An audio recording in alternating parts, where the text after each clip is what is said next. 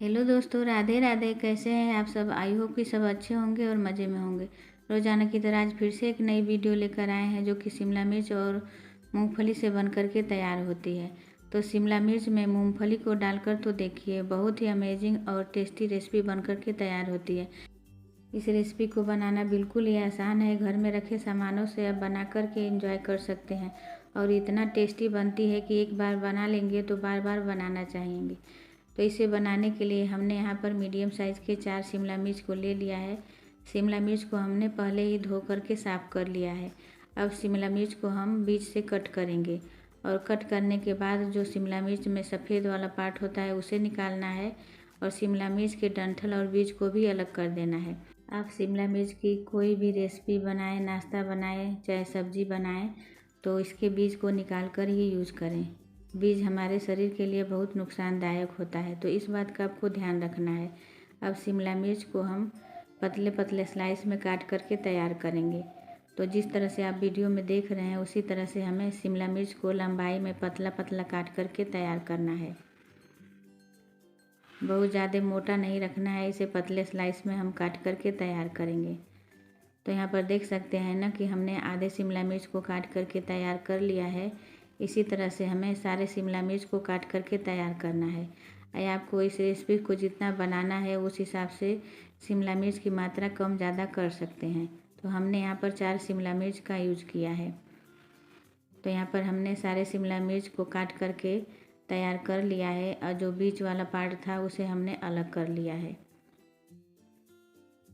तो 4 शिमला मिर्च का हमने यूज किया है। अब चलिए आगे का प्रोसेस देख लेते हैं। गैस पर हमने एक कढ़ाई रखी है। कढ़ाई में हमने 1 चम्मच तेल को गरम कर लिया है। तेल जब गरम हो जाए तो इसमें हम 3 से 4 चम्मच मूंगफली डालेंगे और मूंगफली को हमें मीडियम टू लो फ्लेम पर ही भूनना है। हाई फ्लेम पर मूंगफली को भूनेंगे तो इसमें कड़वापन आ जाएगा, तो इस बात का आपको ध्यान रखना है। बहुत ही जल्दी मूंगफली भून करके तैयार हो जाती है, तो इसे चलाते हुए हमें मीडियम फ्लेम पर भून करके तैयार करना है। तो आप देख ही सकते हैं मूंगफली में क्रैक्स आना शुरू हो गया है। तो अब इसमें हम अदरक के टुकड़े डालेंगे। तो यहाँ पर हमने 1 इंच अदरक का टुकड़ा लिया है। 8 से 10 लहसुन की कली लेंगे और इसे भी मूंगफली के साथ हमें अच्छे से भून लेना है। अब 1 लाल मिर्च को तोड़ करके डालेंगे। आपको जितना तीखा पसंद हो उसी हिसाब से मिर्च की मात्रा कम ज़्यादा कर सकते हैं। मेरे यहाँ तीखा कम खाया जाता है तो हम यहाँ पर 1 ही मिर्च का यूज कर रहे हैं। साथ ही में 1 चम्मच नारियल का बुरादा डालेंगे। आपके पास यदि नारियल का गोला है तो उसे छोटा छोटा काट करके भी इसमें यूज कर सकते हैं। अब सारी चीज़ों को हमें लो फ्लेम पर लगातार चलाते हुए अच्छे से भून लेना है। नारियल का बुरादा भून देने से इसका स्वाद और भी बढ़िया हो जाता है, तो आप भून कर ही इस रेसिपी में यूज करें। तो आप देख सकते हैं ना कि सारी चीज़ें बढ़िया से भून करके तैयार हो गई है। अब इससे ज़्यादा इसे भूनने की ज़रूरत नहीं है। अब गैस को बंद कर देंगे और इसे एक प्लेट में निकाल लेंगे। प्लेट में निकालने के बाद इसे हम ठंडा कर लेंगे। तब तक चलिए दूसरी तैयारी कर लेते हैं। अब कढ़ाई में आधा चम्मच देसी घी डालेंगे। आप घी की जगह पर बटर का भी इस्तेमाल कर सकते हैं। घी के गर्म हो जाने पर इसमें हम कटे हुए शिमला मिर्च को डाल देंगे और शिमला मिर्च को हम चलाते हुए 2 से 3 मिनट के लिए भूनेंगे। शिमला मिर्च का कलर चेंज नहीं करना है, इसी तरह से चलाते हुए हमें 2 से 3 मिनट के लिए भून लेना है ताकि यह पहले की अपेक्षा सॉफ्ट हो जाए। देसी घी में भूनने से इसका स्वाद और भी बढ़ जाता है, तो यदि आपके पास देसी घी है तो घी में ही शिमला मिर्च को भून करके तैयार करें। नहीं है तो आप तेल में भी भून सकते हैं। तो यहाँ पर देख सकते हैं ना कि हल्का सा शिमला मिर्च भून गया है।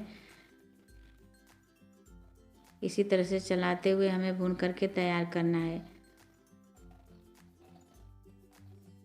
तो शिमला मिर्च को भूनते हुए 2 से 3 मिनट हो गया है। अब गैस को बंद कर देंगे और शिमला मिर्च को हम एक प्लेट में निकाल लेंगे।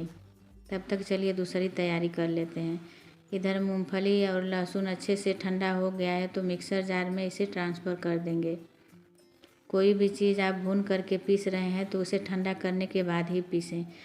गरम में पीसने की आप गलती मत करिएगा। गरम में यदि कोई भी चीज़ आप पीस रहे हैं तो आपके किचन में फैल सकता है, तो इस बात का आपको ध्यान रखना है। अब इसी में हम एक पका हुआ टमाटर डालेंगे। टमाटर को हमें रफली चॉप करके मिक्सर जार में डाल देना है। इसे बारीक करने की ज़रूरत नहीं है क्योंकि हमें पीस करके ही इसे तैयार करना है। तो यहाँ पर हमने टमाटर को काट करके डाल दिया है। अब इसे हम दरदरा पीस करके तैयार करेंगे। बहुत ज़्यादा इसे बारीक नहीं करना है। तो आप देख सकते हैं ना कि हमने सारी चीज़ों को दरदरा पीस करके तैयार कर लिया है। इसी तरह का हमें पेस्ट बना करके तैयार करना है, इसमें पानी नहीं डालना है। अब चलिए चलते हैं गैस की तरफ। गैस पर हमने एक पैन रख दिया है। पैन में हमने आधा चम्मच घी डाला है और 1 चम्मच हमने सरसों का तेल डाला है। दोनों चीज़ों का यूज़ करेंगे तो हमारी रेसिपी बहुत ही बढ़िया बन करके तैयार होगी।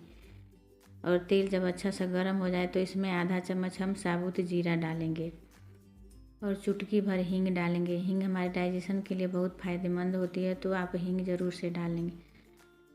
जीरा जब चटक जाए तो इसमें एक बड़ी सी प्याज को हमने लंबाई में काट करके लिया है, इसे डाल देंगे और इसे लगातार चलाते हुए भून करके तैयार करना है।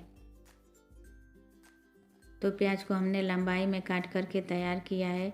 तो प्याज को हमें जल्दी से भुनने के लिए इसे हम ढक कर के पकाएंगे। तो 2 से 3 मिनट के लिए मीडियम फ्लेम पर प्याज को हम भून लेंगे। तो आप देख सकते हैं ना कि हमने इसे ढक कर के पकाया है तो बहुत ही जल्दी इसका कलर चेंज हो गया है। अब पलटे से इसी तरह से चलाते हुए हम प्याज के लच्छे को अलग कर लेंगे। प्याज के लच्छे को हम अलग करके भूनते हैं तो प्याज बहुत ही जल्दी भून करके तैयार हो जाता है। तो यहाँ पर प्याज का कलर चेंज हो गया है। अब इसमें हम जो मूंगफली पीस करके रखे थे उसे डाल देंगे। तो यहाँ पर देख सकते हैं ना कि हमने इसे बिना पानी के ही पीसा है और मूंगफली को हमने दरदरा पीस करके तैयार किया है। तो इसी तरह से आपको भी दरदरा पीसना है। इस तरह से इसका फ्लेवर बहुत ही बढ़िया आता है। अब प्याज के साथ ही इसे हम भून करके तैयार करेंगे। मूंगफली को तो हमने पहले ही भून करके लिया था, लेकिन टमाटर कच्चा था तो इसे हम प्याज के साथ भून लेंगे। अब इसमें कुछ मसाले डालेंगे, जिसमें हमने आधा चम्मच हल्दी पाउडर लिया है। आधा चम्मच इसमें कश्मीरी लाल मिर्च पाउडर डालेंगे जो कि तीखी कम होती है। साथ ही में आधा चम्मच सब्जी मसाला डालेंगे। आप यहाँ पर गरम मसाला का भी यूज कर सकते हैं।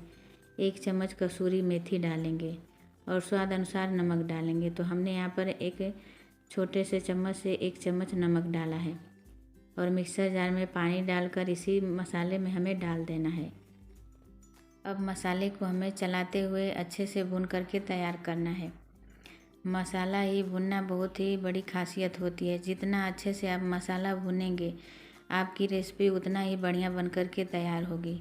तो मसाले से जब तक तेल रिलीज ना हो जाए तब तक हमें मसाले को भुनना है। तो इसे हमने 2 से 3 मिनट के लिए ढक करके पकाया है। आप देख सकते हैं कि मसाले से हल्का हल्का तेल रिलीज हो गया है। अब मसाले को हम फिर से चला लेते हैं। तो आप जब भी मसाले को भुनें तो मीडियम टू लो फ्लेम पर ही मसाले को भुनें। हाई फ्लेम पर मसाले को भुनेंगे तो मसाले जल सकते हैं। तो अब मसाले को हम 1 मिनट के लिए फिर से ढक कर के पकाएंगे। तो यहाँ पर आप देख सकते हैं ना कि 1 मिनट हो गया है, ढक्कन को हमने खोला है और मसाले से बढ़िया से तेल रिलीज हो गया है।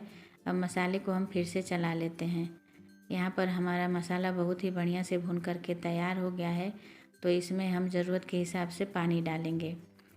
तो आप जब भी शिमला मिर्च की सब्ज़ी बनाएं तो उसकी ग्रेवी गाढ़ी ही रखें।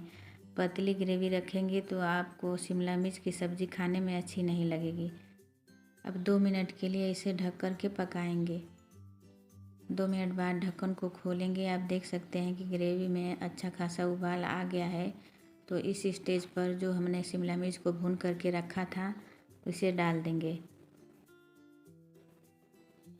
शिमला मिर्च को हमने 30% तक पका करके लिया है, तो यह सब्ज़ी बनाने में बहुत ज़्यादा समय नहीं लगेगा। अब शिमला मिर्च को हमें ग्रेवी में अच्छे से मिला लेना है और मिलाने के बाद इसे 3 से 4 मिनट के लिए मीडियम फ्लेम पर ढक कर के पकाना है। 4 मिनट हो गया है। अब ढक्कन को खोलेंगे और फिर से हम सब्ज़ी को चला लेंगे। तो आप देख सकते हैं ना कि पहले की अपेक्षा ग्रेवी गाढ़ी हो गई है। तो इसी तरह की थिक ग्रेवी रखेंगे तो शिमला मिर्च की सब्ज़ी खाने में बहुत ही टेस्टी लगेगी। एक बार इस तरह से आप शिमला मिर्च की सब्ज़ी को बना कर के देखिए, पनीर नॉनवेज खाना भूल जाएंगे। अब सब्ज़ी को हम 5 मिनट के लिए ढक कर के छोड़ देंगे।